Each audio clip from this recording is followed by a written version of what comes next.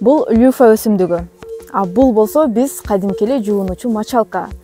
Дал ушул өсүмдүктөн ушундай эко мачалка жасалаарын билет белеңиз. Бул Жалал Абад шаарындагы бир кичинекей үйдүн короосунда гана өстүрүлөт жана ушул эле короодон дал ушундай табигый таза мачалкалар жасалат.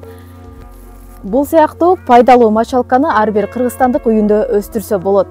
Алдыда дал ушул тууралуу кененирээк багбан өзү айтып берет. Биринчи мындай катуу болуп калыш керек. Мыналар даяр эмес. Мына уже көрдүңөрбү, мачалкасы уже даяр болуп калган. Өндүрүш 40% иш, 60% буну сата билиш керек. Салам барыңыздарга, менин атым Абдукадыр Абдушукуров. Жалал Абад шаарында төрөлүп өскөнмүн. Ушул жакта азыр кандай десем болот, багбанчылык боюнча ишкермин. Багбанчылык кызматтарын көрсөтөм. Андан сырткары ушундай жүзүмдүн бир канча түрлөрүн, көчөттөр, анан мачалка өстүрөбүз. Кесим боюнча өзүм экономист, бухгалтер, анан туризм боюнча окуганмын, бирок көп жылдан бери багбанчылык менен алектенип иштегеним үчүн өзүмдү азыркы маалда мен багбан катары адамдарга тааныштырам. Бул табигый мачалка, люфа деп аталат өзү. Буну дагы 7 жыл мурун ошол Жалал Абадта бир үйдө көрүп калганбыз. Бирок киши уругуну бизге берген эмес, табышыбыз бирок кыйын болгон. Негизи бул Совет доорунда буга чейин деле көп иштетилип келген, кийинчерээк бул унутулуп кетти. Анан жүрүп ошол бир күнү ушул базардан эле тапканбыз, бир эжеде бар экен. Айтып калды, ушундай урук барбы десем, ал эч ким деле сурабай койду, бир бурчта турат деп бир баягындай кагазга ороп берген. Ошондон алып өстүргөндү баштадык. Үйрөнүштү видеолордон көрүп, эмнелер жасалат экен. Буну биринчи идиш жууган эле иштеттик. Анан анча-мынча бизге туристтер келип атпайбы, алар айтат да, бул мачалка бизде кымбат жүрөт деп туруп, анан алар мачалка кылышымды сунуш берип калышты. Биз анда үйгө эле ошол кошуналарга жөн эле иштетип атканбыз. Андан кийин акырын ушинтип мачалка чыгара баштадык. Ручкалары жок, ошол 4-5 жыл мурун эч кандай эле ошо өзү боюнча эле сатып. Анан акырын бир аз ручкалар тигип, адамдар көп кызыга баштады. Бир гана Жалал Абадтан эмес, Бишкектен, Оштон адамдар сурап баштады. Анан акырын бул мындай кайрадан эски популярностька келип калды азыр.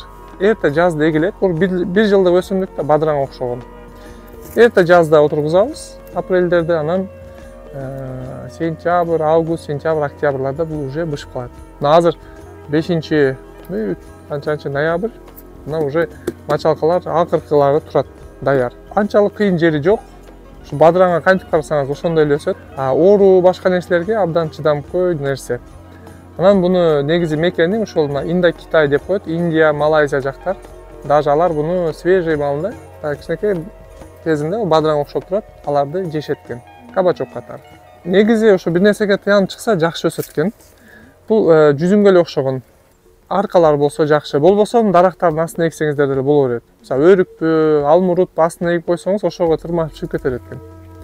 Мына ошондо ооба келишет. Анан карасаңыз формасы эгер жерде же бир аз кыйшайып калса, мындай формасы бүктөлүп, страшный болуп калат. Мына азыр булар түз турат. Мына көрдүңүзбү форманы?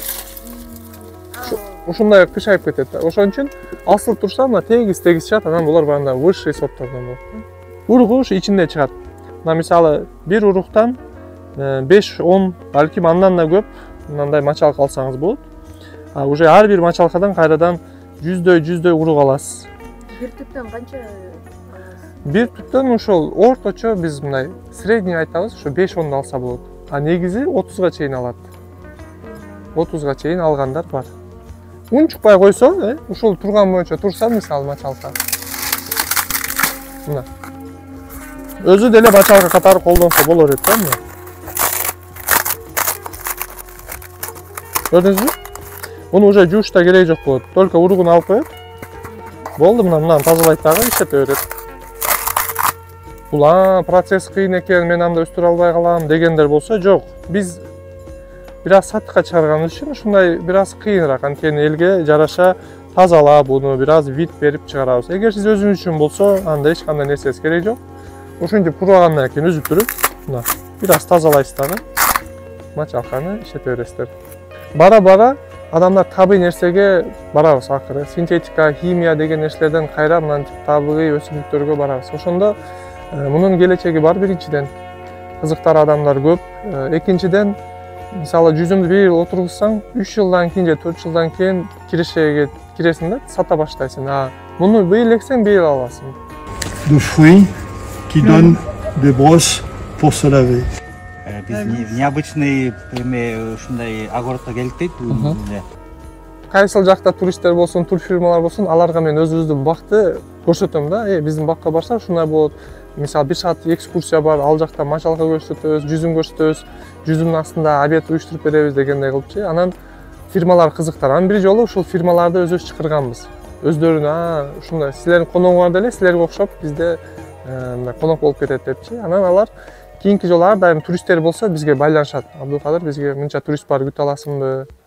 Же кээ бир туристтер өздөрү эле табат да. Мисалы Жалал Абадка конок үй, гостевой домдорго келет да.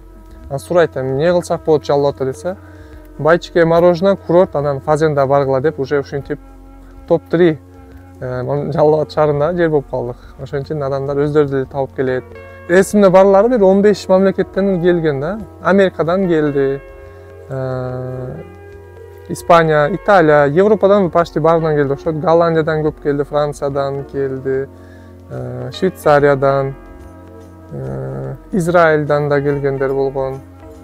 Анан Япония, Сингапур, Малайзия, Корея, Индиядан групповойлор келген. Так и ушу Турциядан келген. Бул бир аз убакыт алат. Мен силерге азыр көрсөтүп берем. Ушу үздүңөр биринчи мындай катуу болуп калыш керек. Мыналар даяр эмес. Биз уже дарбызды текшергендей эле, жүрүңүздөр эми. Сууга салып 1-2 күнгө чырытыш керек болот. Себеби тазалаш оңой болот. Ал үчүн биз ушто мына эртерээк чириш үчүн эң асты жагы менен, рахмат. Эң үстү жагын кесип таштайбыз. Тезирээк чириш. Мына уже көрдүңөрбү? Мачалкасы уже даяр болуп калган. Эми муну салып туруп 3-4 күнгө коюп коебуз чириш үчүн. Эгер мындай суук малда уже 3 күн, 4 күн, ысыкта 1-2 күн. Эми мына 2-3 күндөн кийин бул эмне болот? Мына. Көрдүңүздөрбү? Мына тип арчылышы оңой болуп калат мына. Болду, ошо бул уже арчылып бүткөндөн кийин көрдүңүзбү? Сирил деле түшүп калат да мына. Кабыгы. Сирил түшүп калабы? Эми ичинде муну уругу анан айтпадык, мындай клейс болот да буну. Анан муну отуруп алып, өзү ысык малда кылган жакшы, аз бир аз суу, ошо мынаны урганда, мына уруктары, ичиндеги мындай суусу көбүгү чыгып кетет да. Муну азыр бир сыйра өзүнүн жаман суусунда жууйбуз, анан кийин өзү негизи арык болсо, арыкта отуруп алып, жууп суусун чыгарган жакшы. Уруктар чыгып кетпесе, анан ичинде мындай жүрөт да бекерденчи, мешать этип. Мына даяр болгондон кийин буларды дагы бир сыйра жууп туруп, анан ушинтип илип кургаткан коюп коебуз. Анан кийин пресстеп акырын тигеребиз. Азыр дагы бир ушундай кызыктарлар болуп атат.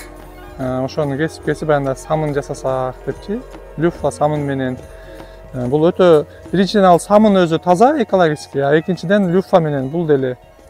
Анан силерге бир аз пайдасы жагын айтып коеюн. Бул люфа эмнеге башка манчалкалардан эмне өзгөчөлүгү бар деп. Биринчиден люфа 100% натуральный өсөт. Экинчиси кан айланышына жардам берет. Үчүнчүсү өзүнүн мындай жуунганда массажный эффекти бар. Төртүнчүсү срок годности жок.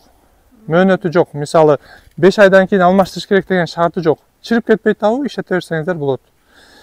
Андан кийин муну бир гана баняда жуунган эмес, идиш жууганы колдонот. Анткени бул өзүндө бактерия сактабайт, анан адамга аллергия бербейт. Гипоаллергенный деп коет.